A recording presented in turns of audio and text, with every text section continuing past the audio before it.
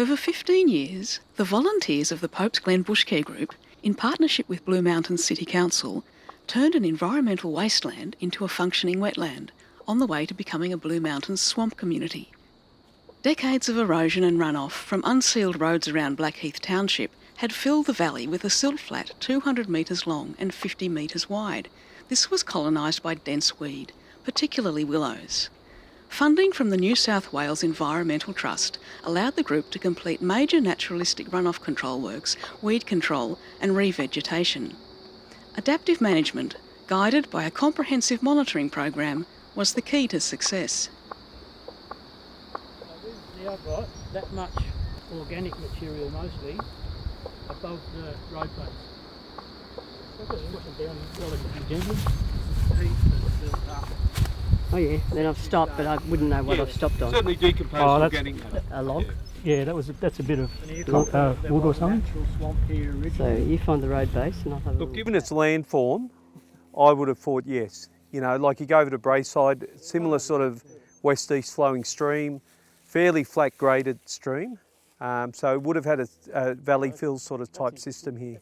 Yeah, that's road base now. Yeah.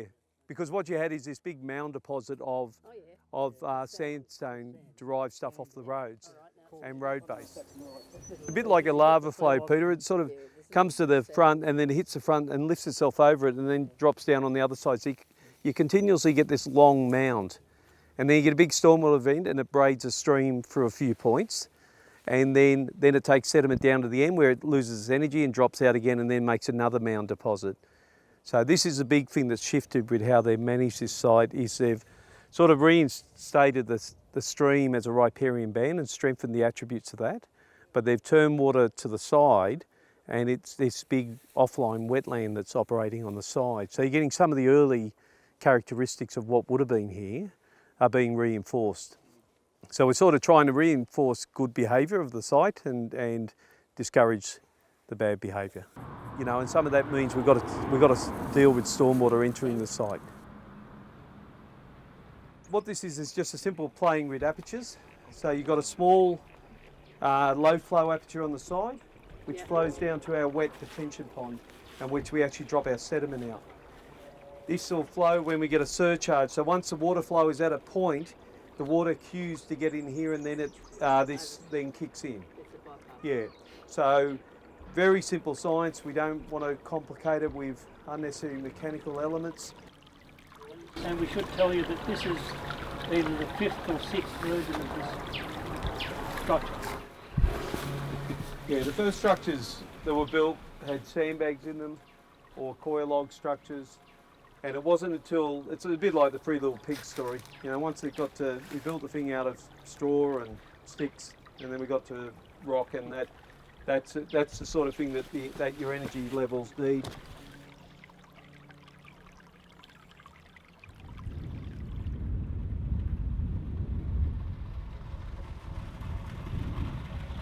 So this is all the sediment that's come out from outside the site. So this has come off the roads and in the park and wherever, and it accumulates here. So we've got one area heavily influenced by nutrient-rich sediments. And that way we can extract that out of it and take that off-site, rather than allowing it to spread as a big plume over the whole site. We've got vehicle access, so we put it right next to the road. So we let the water energy bring it to the point we want it at, and then we extract it from this point. This strip's about 65% of nitrogen, close to 100% of ammonia, which is another form of nitrogen. Also strip out phosphorus as bound to particles, and also knock out about 85% fecal coliforms out of the water.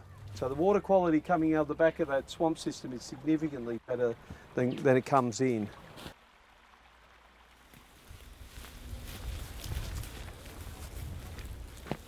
One of the things that we've been doing is flow management, stormwater management, and which means flow dispersal. And what we've done is, in about 8 or 10 locations across the site, we've put in diversion structures made of coir logs. They can be, or they can be made out of any available debris. And there's one in here This flow line here comes from a diversion from the creek across through a sedimentation pond and then across to this southern side of the silt flat. There was a significant channel formed here, and so the volunteer group built a detention cell right here using woody debris that we found on site, willow logs. Stakes up. The stakes. And stakes, yes, and there are the represent stakes. You can't even see where it is now. If you come in here, you can see the end of the wall that goes across there. And that was it when we built it. And very quickly, the water table rose, which was the intention. We put this in and make it impermeable, or not totally impermeable, but as impermeable as we can, to retain the water, build up a reservoir behind it, raise the water table, and what that does is it suppresses the buttercup and allows the native sedges, the carex, gaudy chordy and the giant spike rush to thrive. That and all the other cells that we've put in have all been very successful at managing the stormwater surges and dispersing it across the whole silt flat. And they've all been incorporated into the landscape now by the vegetation. Now this is very much a rule of thumb, so don't take it away as an absolute rule. But generally what we'll try and do is we'll look for opportunities to put a drop-down structure every 300 millimetres. So this is one of the drop-down structures here where we put a small rock sill into the stream, which then links the back of that roll down here, this little riffle zone, then links it safely into the back of this long pool here. The more we can create long lengths of flat water in this system, the less erosive ability it's got. You'll notice that when we drop the pines are dropped across the stream, and you can see there where that's now forming into a sill. This is another technique we use in sediment streams, which is you can use these bits of timber, and rather than do open heart surgery, you can do keyhole surgery. Now what you do with them is you can actually put a sill in by hammering these down to the level of your sill. Okay, and that'll provide a basis for a stable bed there, and you can put a bit of rock plating around it to hold it. So that's essentially what's happening at the front here, where you've got a timber sill, timber and rock in here. We try and avoid that situation where we cut open banks unnecessarily. This has got rock under all of this, so I can feel it under there. So we've got the veg sitting comfortably on top of that little rock ramp there, which will draw the water down to the bottom. We then drop those into these long still pools, which you saw down the other end. Remember when we were looking at the end of this pool? That's largely one continuous pool, which is very stable in this system. Now this has had significant stormwater events running through it. So every time we've got those drop downs, we need to armour those. That's the only thing.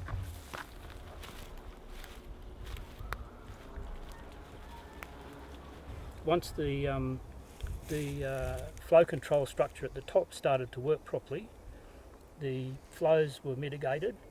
And we also put in some barriers and some woody debris along the banks.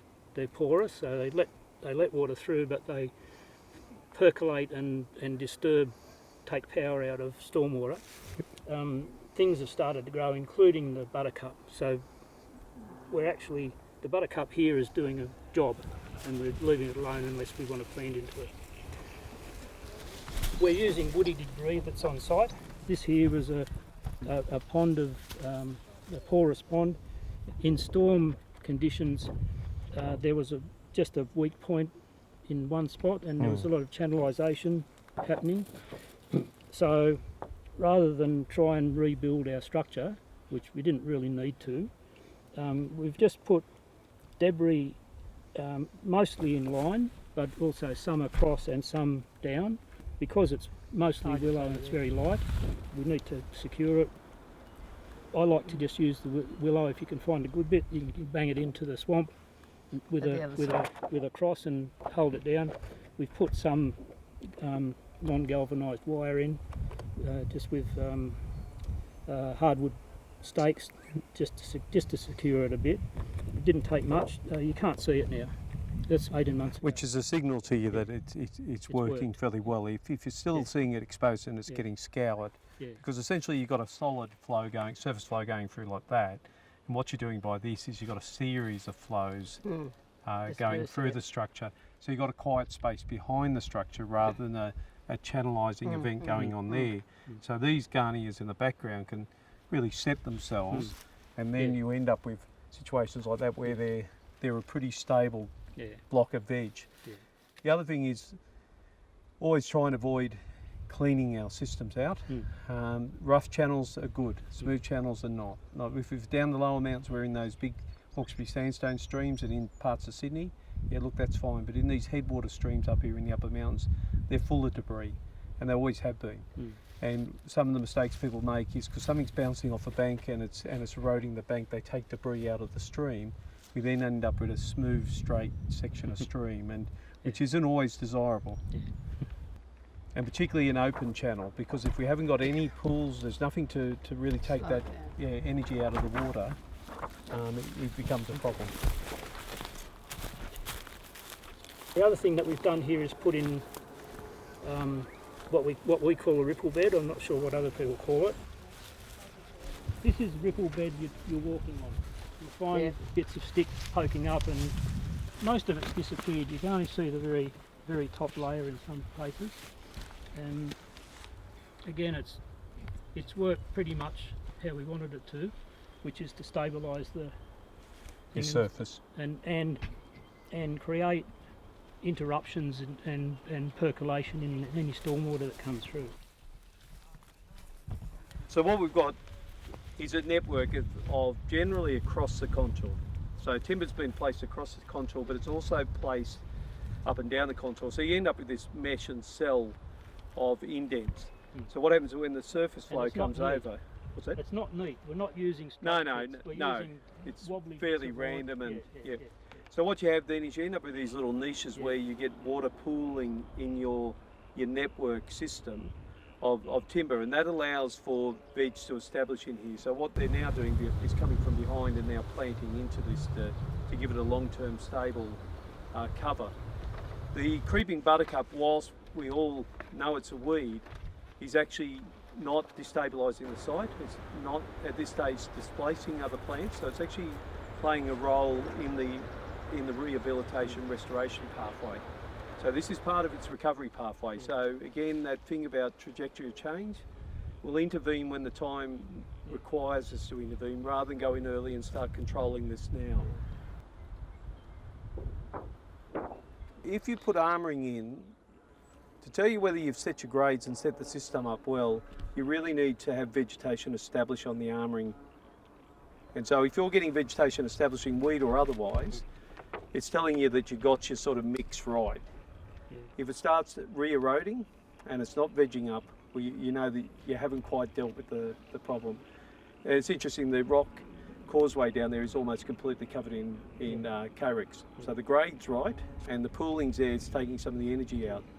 The other thing, by diverting a lot of the flows, allows these areas time to heal, because it's a little bit like an ulcerated sore. Every time it rains, it gets scarred again and scoured, and so it opens up again. So the advantage of the smaller flows going down the other line is that it gives this area a bit of healing time until we get a big storm event, and then we get a surcharge of water coming through. But this sort of system now that's in place will tolerate that 1 in 6 event. So you might get 5 low flow and you get another event which scours across the surface. And there's enough cover here not to start mobilising the sub-base, which we don't want to see again. And that's what Paul was trying to show over there, is you're getting this organic layer building on top of the historic external sediments. So we want to work with that top layer and not find ourselves having that external sub-base being reactivated and spread across the site.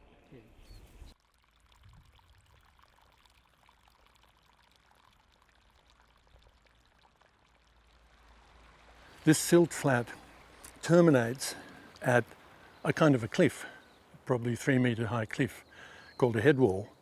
And one of the major challenges which we, as a volunteer group, even with council support, could not have tackled, we were dependent on this grant from the Environmental Trust. And Eric is extremely knowledgeable and has been a key part of the development of the strategy. What do we do about this head wall? It was stabilised by massive willows, like you can see some remaining trunks there, and huge thickets of weed vegetation. And we couldn't do anything about that because anything we did would risk destabilising the silt flat. So what we had to develop with Eric was a program whereby the weeds were removed, the head wall was stabilised, and the whole site was revegetated, all in a coordinated, quickly and in a coordinated way. And so Eric organised this with the contractors that he selected for the job, the group called the Bush Doctor, and they've been absolutely wonderful.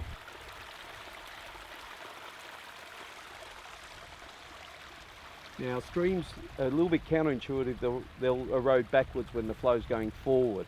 So these head cuts were coming back at us, and they were being held together by that root plate. And the group that were with us earlier on, we sort of had a bit of a talk about the importance of root plates. Now you can see a halo of tea trees around that root plate. And what that's been put in place is to reset that root plate before the root plate of the willow completely collapses and sinks. Okay, so also splitting the flow in the two sections of stream allows for less energy to be placed onto both of those head cuts. Keeping that rule of thumb we talked about, 300 millimetres. We don't want to exceed that in our as we're going along. So we've obviously got a substantially larger drop down in here. So this is where we built this timber drop down structure. You can see why our nickname for this structure is the Ark. And this arc is essentially floating. Yeah. So it's not it's pinned into the walls, but it's essentially an object that's sitting in the landscape, but its weight is enough to keep it where it sits, and then there's rocks in front of it to hold it in place. So and it's gone through a number of very large storm events. So we've given it a good test. The very day they finished this structure, we had a nice heavy fall of rain, so we could see how it operated, and the contractors are still standing there saying, wow, didn't we do a good job? And that's doing exactly what it was meant to do, diverting the flow away from the head wall and carrying it down into the plunge brook. So after here, Yeah. there's no more willows or anything? No, you there? start to get into fairly good riparian vegetation. So it goes into the stream and then goes over Horseshoe Falls And down how National far Park. is that from here? About 4 kilometres Oh, okay. of stream line. Generally, it's that first kilometre you get most of your damage from the stormwater, and we've got that fairly well managed here.